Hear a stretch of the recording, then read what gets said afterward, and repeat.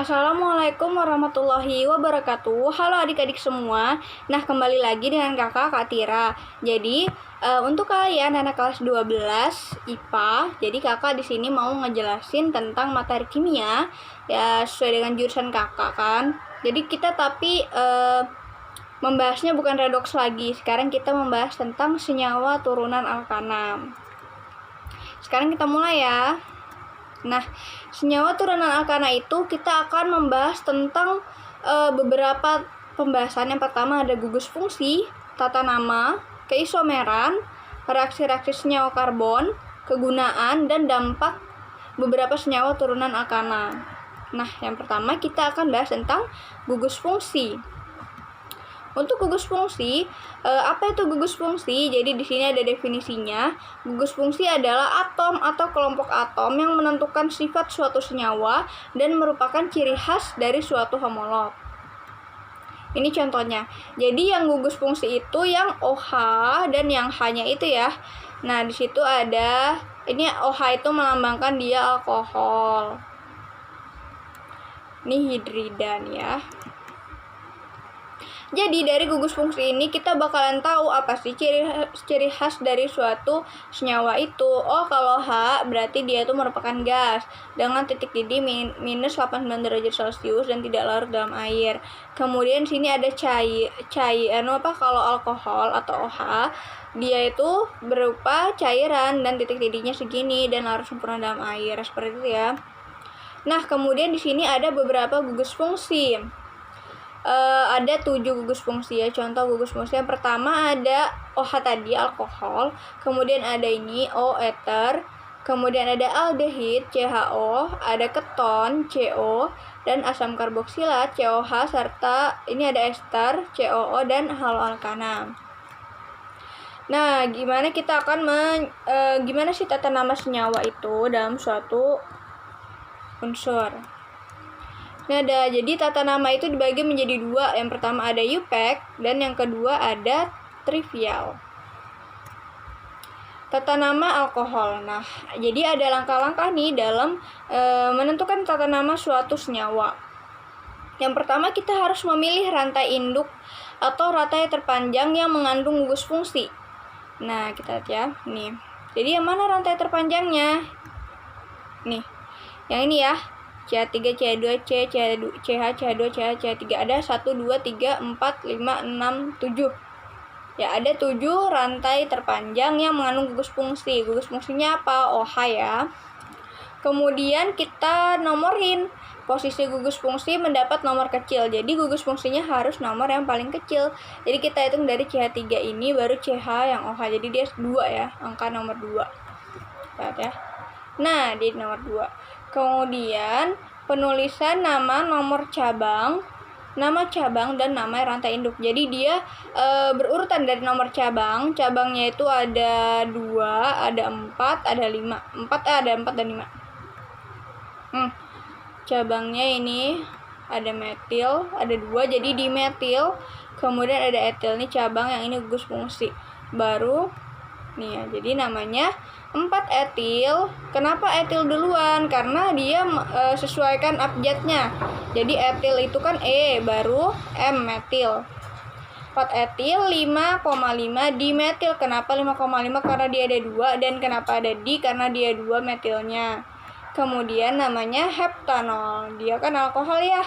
Kemudian rantainya ada 7 jadi heptam. Lanjut. Kalau trivial itu apa? Jadi trivial adalah penamaan yang lazim dan nama ini ada pada alkohol yang sederhana, yaitu secara umum dinamakan alkil alkohol.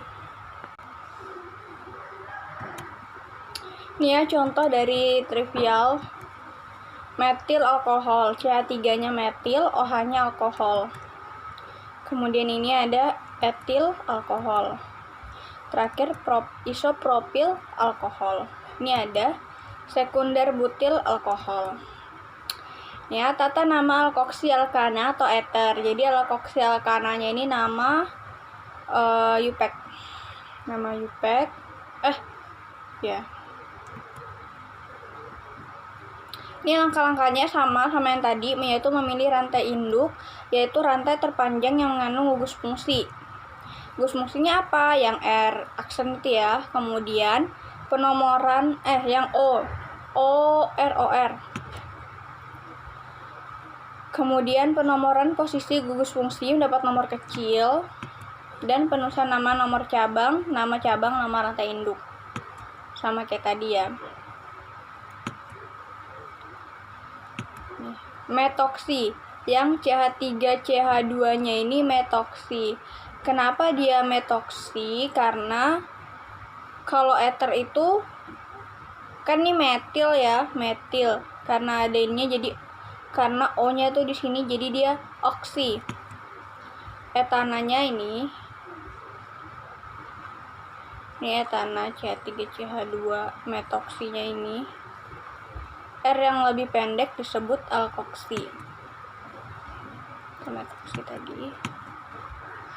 Ini ya contohnya nih. 1 metoksi propana. Kenapa? Karena oksinya ini kan CH3 metil ya biasanya. Terus ada O jadi metoksi. Nah, dia di angka 1 karena dia di rantai bagian 1 ya. Terus ada propana 3 ini. Kemudian 2 metoksi propana, dia di cabang kedua. Ya. Kemudian ini ada trivial, adalah penamaan yang lazim, dan ether biasanya dinamai sebagai alkil ether dengan alkil rantai pendek disebut terlebih dahulu. Contoh, ini ya, dimetil ether. Kenapa dimetil? Karena dia ada 2 ya metilnya. Kemudian ini metil etil ether. Metil disebut duluan karena dia kalau trivial kan tadi katanya alkil rantai yang pendek disebut terlebih dahulu. Makanya si metil ini disebut duluan. Nih, kemudian metil nih CH3 metil, baru propil CH3 CH2 CH2 ether. Ethernya nih yang O ini ya, O di tengah ini. Kemudian metil isopropil ether. Metilnya ini yang di ujung banget, sebelahnya O. Kemudian isopropil ether, isopropil karena 3 ini ya, ether. Kemudian ada tata nama alkanal atau aldehida. Jadi untuk nama UPEC-nya dia memiliki langkah-langkah yang sama dengan sebelumnya. Yang pertama yaitu memilih rantai induk atau rantai terpanjang yang mengandung gugus fungsi. Jadi gugus fungsi aldehid sendiri itu CHO ya. Kemudian penomoran fungsi, gugus fungsi mendapat nomor kecil. Jadi posisi gugus fungsinya dia mendapat nomor yang terkecil. Kemudian penulisan nama yaitu nomor cabang, nama cabang dan nama rantai induk. Ini ada contohnya. Di mana contohnya ini? Jadi untuk gugus fungsinya kan CHO ya. Kalau kita hitung rantai induknya ada 4. Dihitung dari letak C yang bagian gugus fungsi ini, si CHO. Jadi gugus fungsinya jadi nomor 1. Kemudian untuk cabangnya sendiri dia ada di posisi nomor 3. Jadi kita tulis 3, kemudian dia cabangnya metil, baru butanal. Untuk aldehid dia al karena nama UPEC-nya berakhiran al. Jadi butanal. Kemudian ini contoh yang kedua. Untuk contoh yang kedua, rantai cabangnya juga ada 4. Kemudian gugus fungsi terletak di posisi nomor 1. Cabangnya di posisi nomor 2 dan 3. Jadi kita tulis nomor cabangnya 2, 3 di metil karena ada 2 metil butanal. Itu ya. Lanjut tata nama aldehida.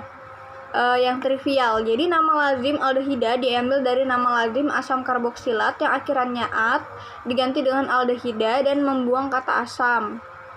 Jadi untuk asam karboksilat dengan jumlah atom C-nya itu ada kalau 1 dia disebut asam format, aldehidanya formaldehid. Kemudian kalau dia jumlah atom C-nya ada 2, dia asam asetat, ada aldehidanya asetaldehid. Itu kalau di ini ya, ini nama UPEC, yang ini nama trivial. Kemudian asam propionat, propionaldehid, baru yang terakhir asam butirat, butiraldehid.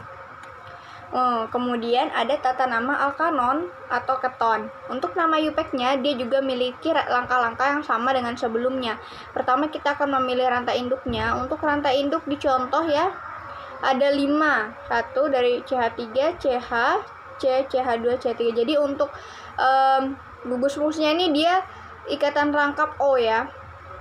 Ikatan rangkap oksigen itu gugus fungsinya. Jadi kita lihat dia harus di nomor yang terkecil. Kalau dia dari kanan saya, ini dia di nomor 3, tapi kalau misalnya di kiri saya juga tetap nomor 3 ya. Jadi sembarang aja dari ujung kiri atau ujung kanan.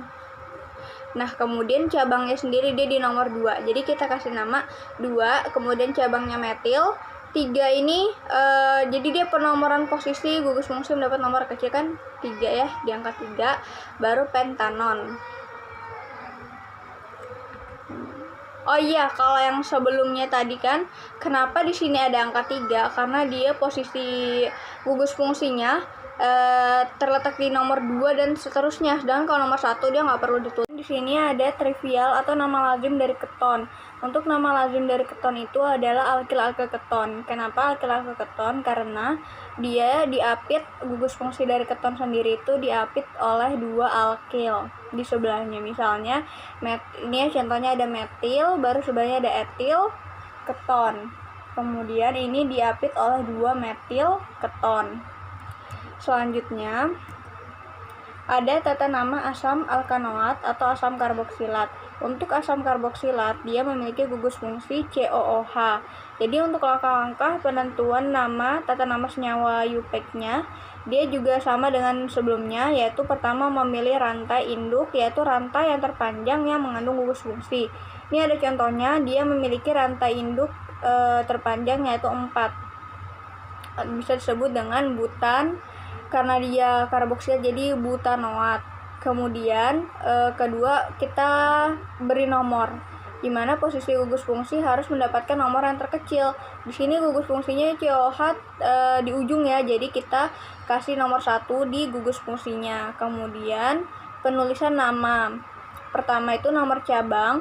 Cabangnya ini ada metil, dia terletak di nomor 3. Kemudian nama cabang metil, kemudian nama rantai induk karena dia 4 jadi butanoat. Lanjut.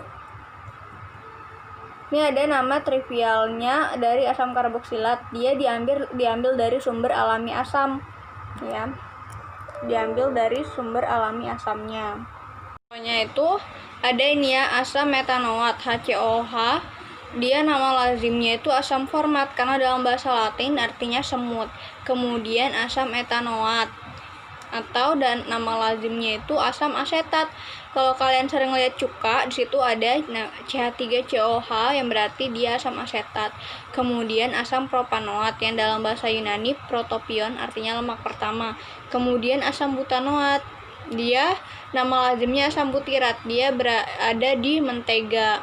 Kemudian asam pentanoat atau dalam bahasa nama lazimnya asam valerat, bahasa latinnya valere yang artinya sejenis tanaman pada akar tanaman valere.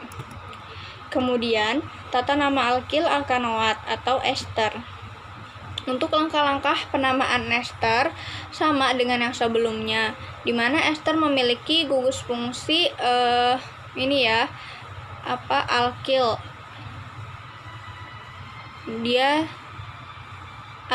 alkanoat ya, si gugus fungsinya ini terikat oleh alkil. Jadi kita memilih pertama memilih rantai induk, yaitu rantai terpanjang yang mengandung gugus fungsi. Di sini contohnya dia memiliki 3 rantai terpanjang. Ada C, CH2, kemudian CH3. Kemudian kita berikan nomor, posisi gugus fungsi harus mendapatkan nomor yang paling kecil. Jadi untuk gugus fungsinya sendiri dia berada di nomor 1. Kemudian dia terikat oleh cabang etil. Nah, setelah itu dia terikat dengan rantai induk sebanyak 3 kan tadi. Jadi dia disebut propan noat. Kenapa noat? Karena dia ester ya, namanya sesuai karena di alkil alkanoat. Kemudian ini contohnya lagi isopropil etanoat. Kenapa? Karena di sini dia ada 3 terikat oleh 3 cabang jadi isopropil, baru dia terdiri dari 4 rantai jadi etanoat. Lanjut. Kemudian sini ada nama UPEC untuk aturan penamaan haloalkana. Jadi yang pertama untuk bromo, kloro, fluoro, iodo, alkana. Kedua, jika terdapat lebih dari sejenis halogen, penomoran dimulai berdasarkan kereaktifan halogen dengan urutan dari atas ya, fluor, klor, bromo, iodo. Tetapi penulisan tetap menurut abjad, yaitu bromo, kloro, fluoro, dan iodo. Ini ada contohnya. Ini dia nomor 3 kloro, si Cl nih 3 kloro, 2 fluoro, butana karena dia 4 cabang. Kemudian jika terdapat cabang alkil maka halogen didahulukan. Ini cabang alkilnya metil sama etil ya. Jadi yang didahulukan tuh halogen si kloro. Jadi dia ini kan kloronya di nomor 2 ya, 2 kloro, 4 etil, kemudian 3 metil heksan karena ada 6 rantai. Nah, jadi sampai situ saja materi yang kita pelajari tentang tata nama senyawa alkana dan mengenal tentang senyawa alkana. Untuk itu semoga harapan dari kakak buat adik-adik semua semoga bisa dipahami, dan jika ada yang tidak paham bisa ditanyakan di lewat grup ini. Kemudian jika nanti waktunya tidak cukup bisa lewat japri ke saya gitu ya. Semoga apa yang saya sampaikan bisa bermanfaat dan bisa kita terapkan dalam kehidupan sehari-hari. Terima kasih. Wassalamualaikum warahmatullahi wabarakatuh.